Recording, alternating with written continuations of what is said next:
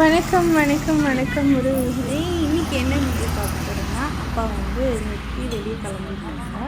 வெளியே மீன்ஸ் ஒரு மீட்டிங்காக, சங்கத்தோட மீட்டிங் கிடையாது, வேறு ஒரு கட்சிக்கான மீட்டிங் வந்து. அதுக்காக நேற்று நைட்டு ஒரு 8 மணிக்கு கிளம்பினாங்க.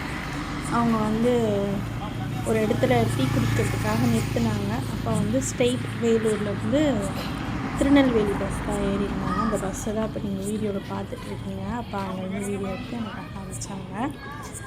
எக்ஸ்ப்ரெஸ் தான். என்ன சொல்கிறது, அப்பா வந்து நிறைய இது மாதிரி போகுவாங்க.